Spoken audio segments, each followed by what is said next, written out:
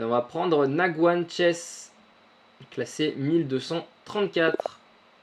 Bonne chance à toi. Dommage, il a bien tenu. Ouais, il a bien joué hein, pour un... Ouais, bien joué pour la partie. Ok, donc il joue E4, donc c'est un 5 minutes plus 5 secondes. Donc j'ai joué E5, j'ai joué C5. Allez, je vais faire E6. Alors, E6, quelle est l'idée de E6 évidemment, c'est de jouer D5 pour installer mon pion D5 au centre et être capable sur pion 30 de reprendre du pion. Il joue cavalier C3, donc il défend son pion et il remet une pression sur D5. Donc sur ça, moi je joue cavalier F6. Je défends mon pion D5 et je remets une pression sur le pion E4. Là, il y a deux grands choix pour lui. Soit il pousse le pion en E5, soit il vient clouer mon cavalier avec fou G5. Donc il choisit de pousser le pion. Moi, ici, je dois reculer en D7. Donc jusqu'à là, c'est très connu. Il joue cavalier F3. Alors cavalier F3, je conseille pas trop. Parce qu'en fait, dans ce genre de structure, en fait, ce qu'on aime bien avec les blancs, c'est ramener un pion en F4 pour vraiment contrôler bien le centre. Et avec cavalier F3, il va vraiment s'empêcher quasiment à tout jamais de faire F4, à part s'il rebouge le cavalier.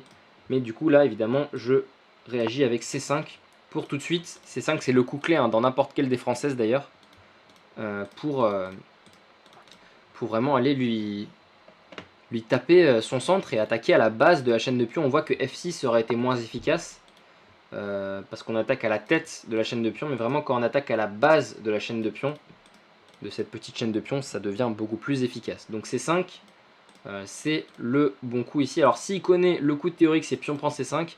Je ne sais pas s'il connaît s'il joue, mais voilà, fou E2, c'est vraiment pas bon.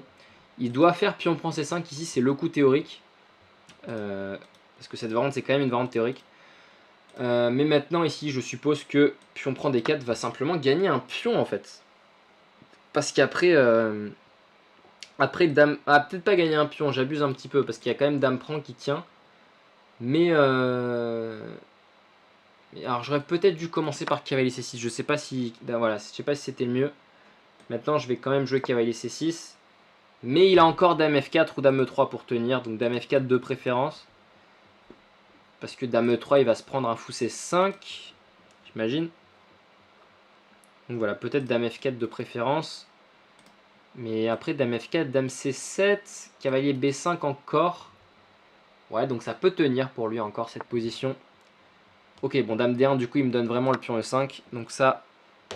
Alors attention, un pion E5, faut pas le donner. Un pion E5, c'est vraiment hyper important de garder son pion. Ses pions au centre surtout. Parce qu'un pion central, là, ça va libérer ma majorité au centre. Et ça va être tout de suite très dangereux pour mon adversaire. Donc il échange une pièce. Je reprends et maintenant l'enjeu ça va être de vite finir le développement, donc de bouger le fou, on va faire fou D6 par exemple, et petit roc, et vite de mettre le roi à l'abri, comme ça on aura un bon pion de plus. Et j'ai plus de batterie, magnifique.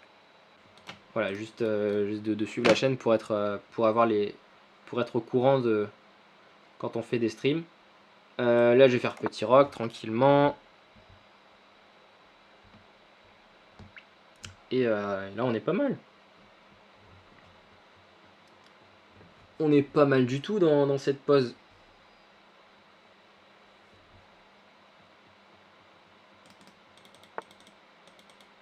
Donc fou D3 ici, je vais pas me priver d'aller prendre son fou en D3.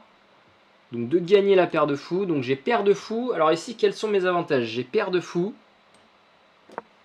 Et un pion de plus central. Donc voilà, là je sors madame pour faire une petite menace de mat pour lui créer un affaiblissement avec G3. Et après G3, je vais tout simplement revenir en F6.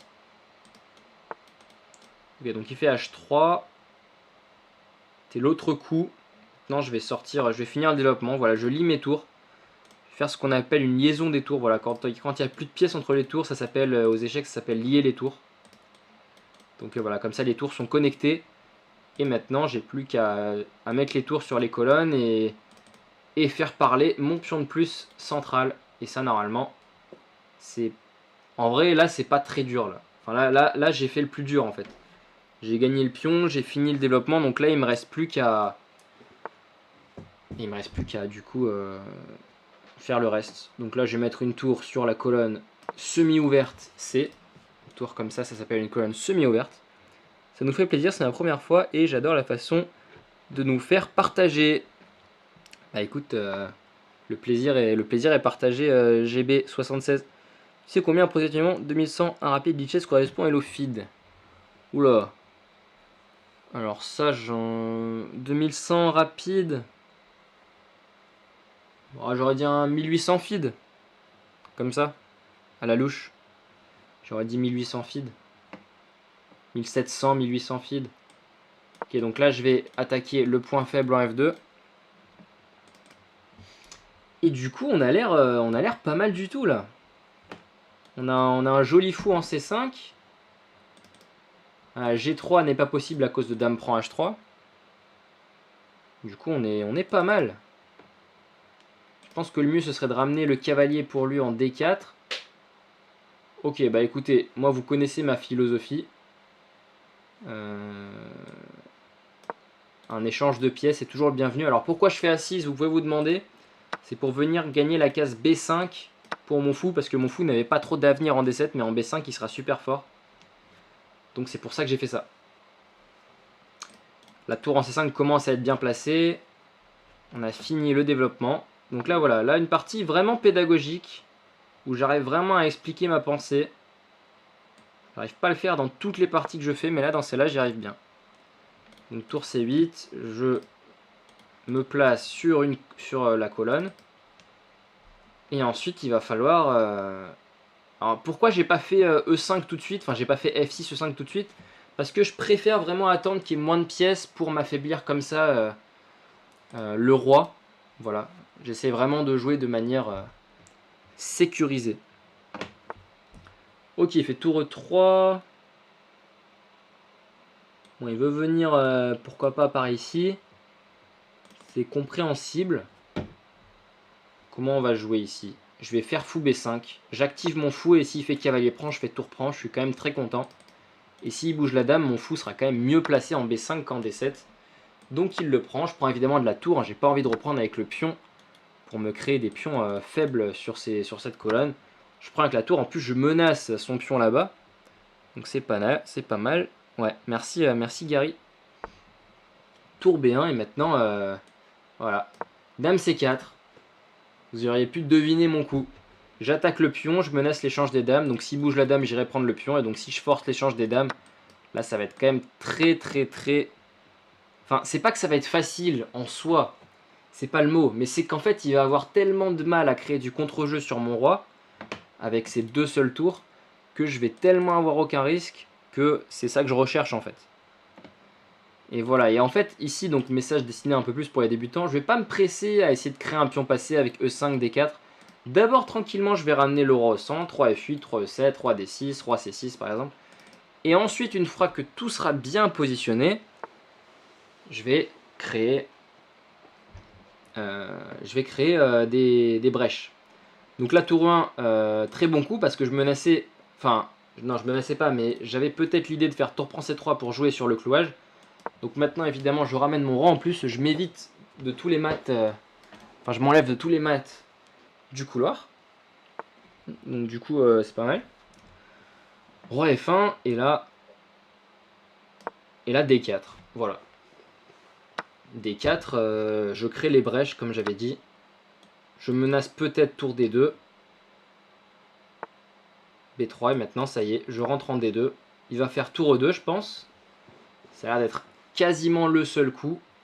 Et sur tour D2, et sur tour E2, pardon, je vais simplement... Alors A4, j'aime pas trop, voilà, parce que là, je vais faire tour C5 avec l'idée très dangereuse de rentrer en C2. Donc je pense qu'il est vraiment obligé, avec un coup comme tour C1, de m'empêcher. Mais voilà, sur tour C1, j'irai quand même faire tour C2. Donc voilà, là, mon idée, c'est de quand même faire tour C2. Je menace tour F2, il est obligé de prendre. Je reprends en C2. Et une fois que j'ai pris en C2, après tour D1, je fais roi E7. Donc regardez la différence entre les deux tours. Moi, je vais avoir une tour sur la colonne C où j'ai plein de cases de disponibles. Et lui, après tour D1, roi E7, il aura 0 case de disponible sur cette colonne D. Donc là, évidemment, roi E7. Il ne peut pas venir en D1. Ça, j'ai bien pris le soin qu'il puisse pas venir en D1 parce que je fais tour prend F2. Il joue G4. Et maintenant, encore un principe. Ouais, décidément, c'est vraiment une partie très pédagogique. Encore un principe, on fixe déjà les pions. On l'empêche de prendre de l'espace. Comme ça, voilà, comme ça, je crée déjà une petite faiblesse en H3. Et après F3, voilà, je viens coulisser ma tour, je menace l'enfilade, je menace le pion, c'est complètement terminé.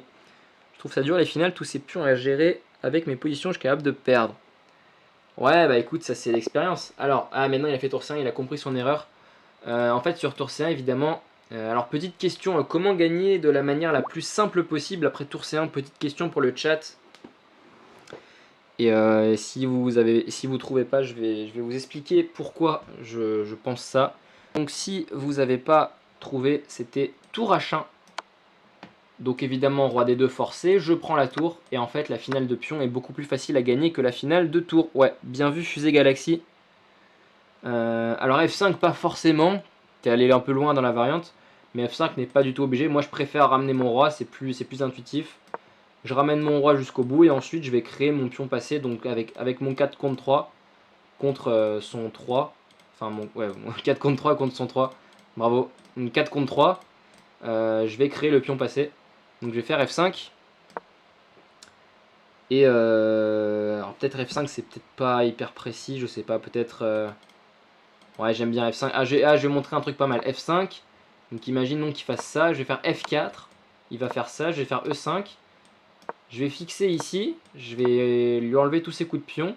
Et voilà, ce que je veux montrer, c'est que même au pire, si ici, c'était à moi de jouer, bon là je peux faire H6 qui gagne.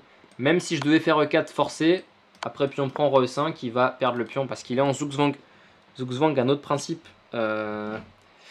pédagogique, je vais aller charger mon téléphone. Un autre principe pédagogique, c'est qu'il n'a aucun bon coup, tous les coups sont perdants en fait.